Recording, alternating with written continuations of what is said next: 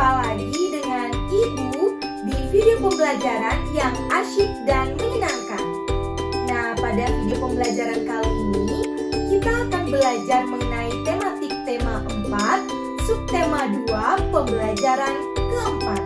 Namun sebelum itu Ibu ingatkan kembali untuk menyiapkan alat tulisnya di samping kalian ya.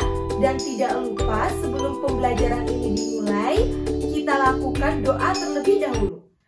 Anak-anak, coba kalian pikirkan, kira-kira pekerjaan apa saja yang ada di sekitar kalian? Baik, bagus sekali ya anak-anak. Ada guru, ada dokter, kemudian ada polisi, ada perawat, dan lain sebagainya. Nah, itu merupakan salah satu contoh daripada pekerjaan yang ada di sekitar kita. Nah, berdasarkan hal tersebut, kira-kira sikap apa lagi ya yang harus dimiliki oleh seorang dokter? Seseorang yang bekerja harus memiliki sikap melayani, disiplin, rendah hati, dan bekerja sepenuh hati. Kita bisa mempelajari nilai-nilai tersebut dari seorang dokter yang bekerja untuk masyarakat. Nah anak-anak, berikut ini adalah kisah seorang dokter yang mengabdi di desanya. Judulnya yaitu Hebatnya Dokter Kami. Silakan dibaca dan disimak cerita berikut ini. Hebatnya Dokter Kami.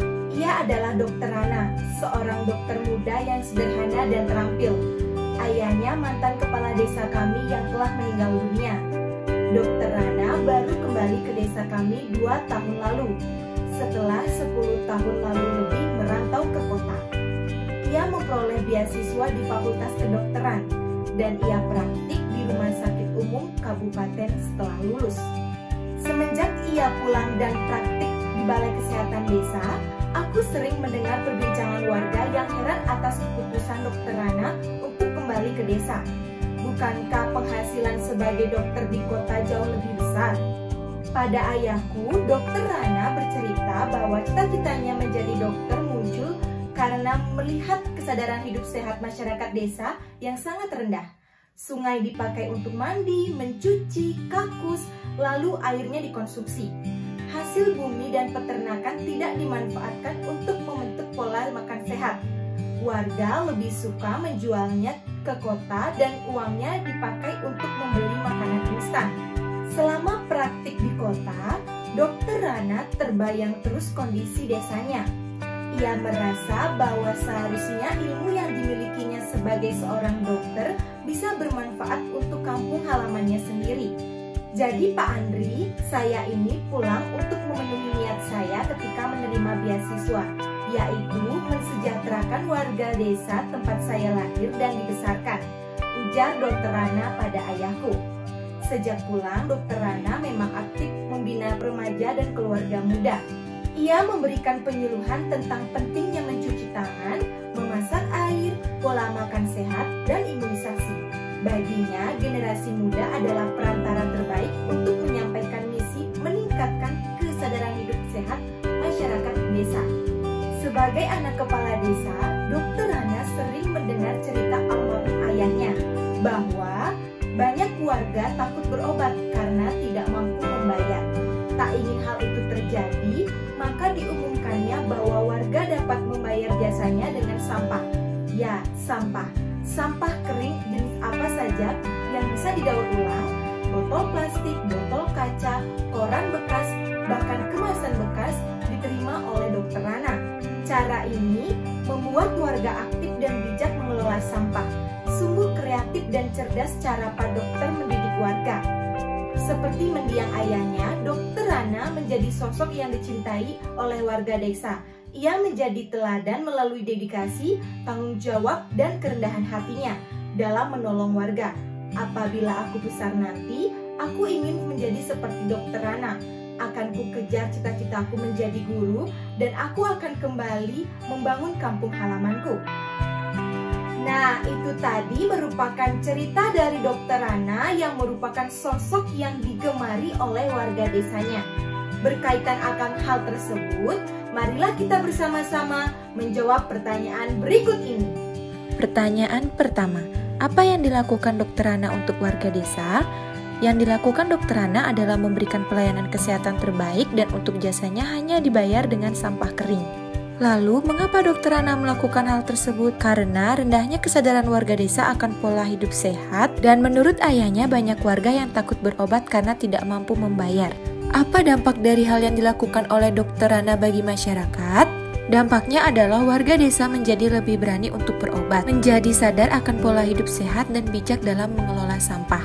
Bagaimana perasaan masyarakat terhadap Dokter Hana? Tuliskan pada tabel berikut ini. Silahkan kalian pause video ini dan pahami dengan baik pendapat tentang sikap Dokter Hana beserta dengan penjelasannya. Selamat menyimak! Pertanyaan selanjutnya adalah, hal-hal baik apa yang bisa aku contoh dari Dokter Hana? Nah, hal-hal baik yang bisa dicontoh adalah bertanggung jawab dan kerendahan hati Dokter Hana dalam menolong warga desa. Mari renungkan. Dari Dokter Hana kita belajar bahwa ketika kita bekerja haruslah bermanfaat bagi orang lain. Jadi seorang dokter juga harus rendah hati dan menghargai orang lain. Oke anak-anak semuanya, coba perhatikan video berikut ini. Kita tertawa dan bercanda bersama. Kamu kalah ya? Gak bisa denger ya? Kasihan ya? Kamu jelek ya?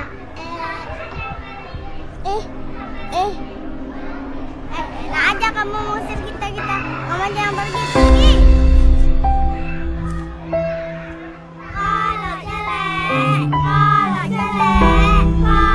Nah, setelah kalian memperhatikan video tersebut, kira-kira apa yang bisa kita lakukan untuk menghindari hal tersebut terjadi?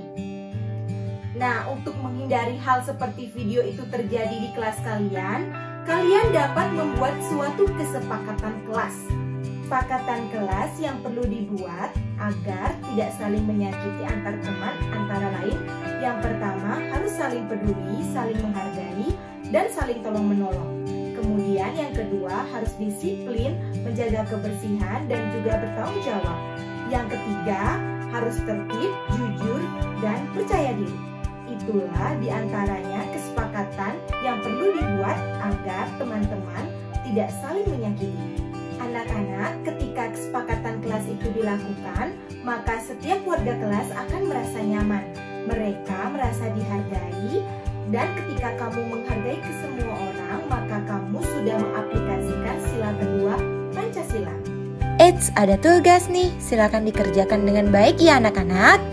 Oke anak-anak semuanya, sebelum Ibu akhiri pembelajaran kali ini, Ibu ingin menyimpulkan bahwa pada video pembelajaran kali ini kita sudah belajar mengenai PPKN, yaitu pengamalan daripada sila kedua Pancasila, dan kita juga sudah belajar tentang bahasa Indonesia mengenai teks bacaan yang memuat tentang sikap dan sifat yang patut untuk dicontoh dan ditiru. Oke anak-anak semuanya, jangan lupa untuk dikerjakan tugasnya ya. Terima kasih karena kalian sudah mau menyimak video pembelajaran ini dengan sangat baik. Sampai jumpa pada video pembelajaran berikutnya.